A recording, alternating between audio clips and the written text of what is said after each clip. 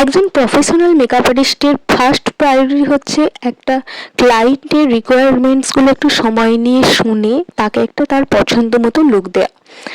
But কিছু কিছু makeup artist আছে যারা ক্লায়েন্টের কীরকম পছন্দ সেগুলো তো শোনেই না, উপরন্তু তাড়াহুড়ো করে যা হোক কিছু একটা করে দিয়ে পেমেন্ট হাতে নিয়ে বেরিয়ে যাওয়ার চেষ্টা করে।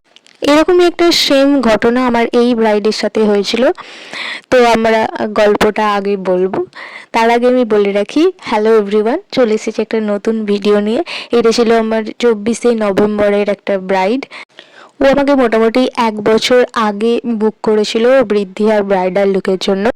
ও আমারই একটা প্রিভিয়াসলি কাজ দেখে আমাকে বুক করেছিল, ওর পছন্দ হয়েছিল। তো আমরা খুব সকাল সকালই বেরিয়ে পড়েছিলাম, যেহেতু বৃদ্ধির লুক বুক ছিল।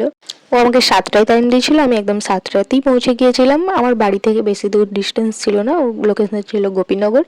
তো আমরা তাড়াতাড়ি টাইমলি পৌঁছে গিয়েছিলাম।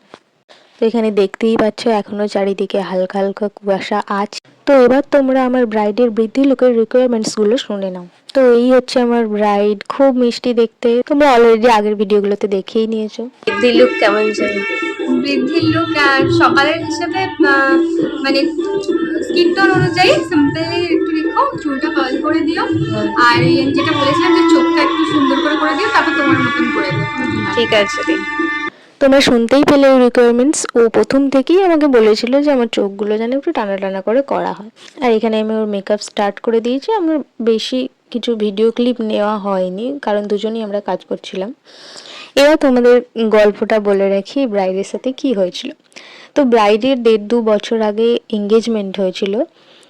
সেই এঙ্গেজমেন্টে সে একটা অনেক আশা করে, অনেক ইচ্ছা নিয়ে একটা নামকরা মেকআপ আর্টিস্টকে বুক করেছিল। তিনি যথারীতি নামকরা, ফেমাস বলতে পারো, হয়ে গেছেন সেরকম একটা মেকআপ আর্টিস্টকে বুক করেছিল। তো ও নিশ্চয় একটা সুন্দর লুক পাওয়ার জন্যই ওনাকে বুক করেছেন, যেহেতু ওনার অনেক নাম ডাক আছে। তো আমাকে যখন ওরা বুক করে তখন আমাকে এই গল্পগুলো ওরা বলেছিল যে তিনি নাকি তাড়াহুড়ো করে আসেন, যা হোক করে কিছু একটা করে দিয়ে বেরিয়ে চলে যান। না ভালো হেয়ারস্টাইল করেছিলেন, না ভালো শাড়ি ড্রেপিং করেছিলেন, সে যা হোক কিছু একটা করে দিয়ে চলে যায়। তো সেই হিসেবে ওর দিনটা তো স্পয়েল হয়ে গিয়েছিল, দেখতে খুব একটা ভালোও লাগছিল না। তার বাড়ির লোকেরও সবাই বলছিল সেখানে নাকি এমনই বাজে শাড়ি পরিয়ে দিয়েছিল, সেখানে নাকি ওকে খুলে ওর মাকে আবার নতুন করে ওকে শাড়ি পরিয়ে দিতে হয়েছিল।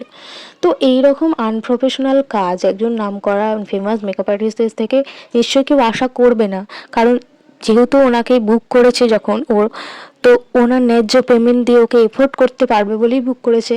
তো সেই হিসেবে ব্রাইডের পছন্দের লুকটা দেওয়া তার উচিত ছিল। আশা করি সব মেকআপ আর্টিস্টরা সবাই আমার সাথে একমত হবে। এখন তোমরা বৃদ্ধি লুকের রিভিউটা শুনে নাও, তারপরে বাকিটা পরে বলছি।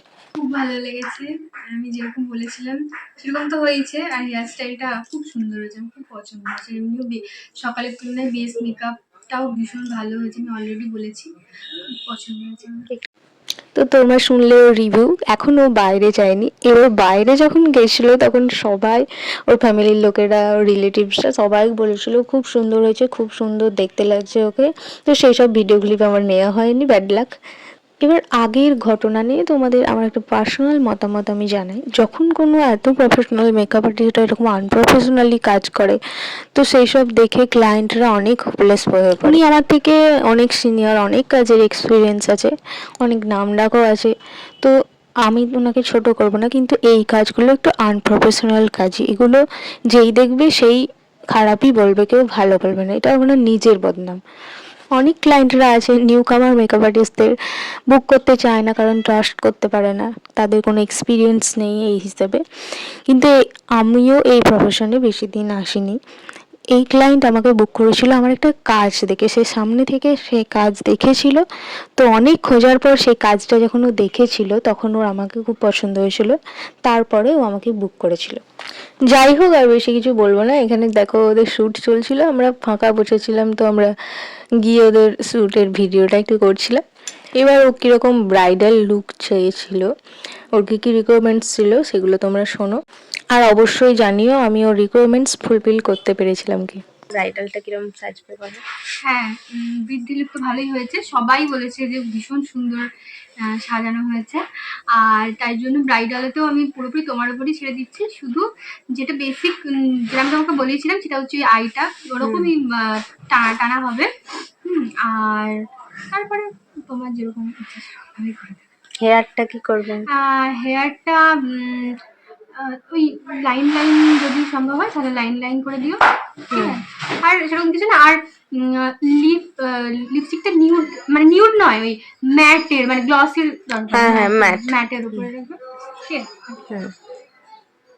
তো এগুলো আমার সাথে অনেকদিন আগে থেকেই আলোচনা করে রেখেছিল যে কীরকম কী লুক হবে।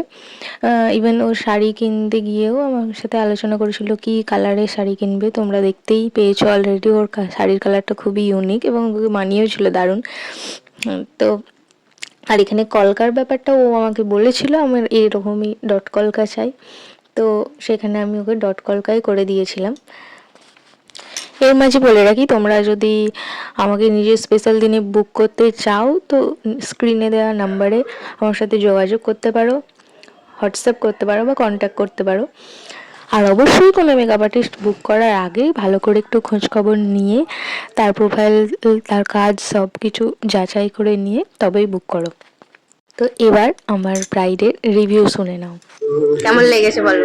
খুব ভালো লেগেছে। আমি মানে যেটা এক্সপেক্ট করেছিলাম তার থেকেও অনেক সুন্দর হয়েছে। অলরেডি বাইরে থেকেও রিভিউ পাচ্ছি, পেতে শুরু করেছি। খুব সুন্দর হয়েছে, থ্যাংক ইউ আমার স্পেশাল দিনটা। একটু ঘুরে যাও। তো তোমরা অলরেডি শুনে নিলে রিভিউ, আর এইরকম রিভিউ পেলে আমরাও খুব খুশি হয়ে যাই। তো দেখা হচ্ছে নেক্সট ভিডিওতে, আজকের মতো বাই।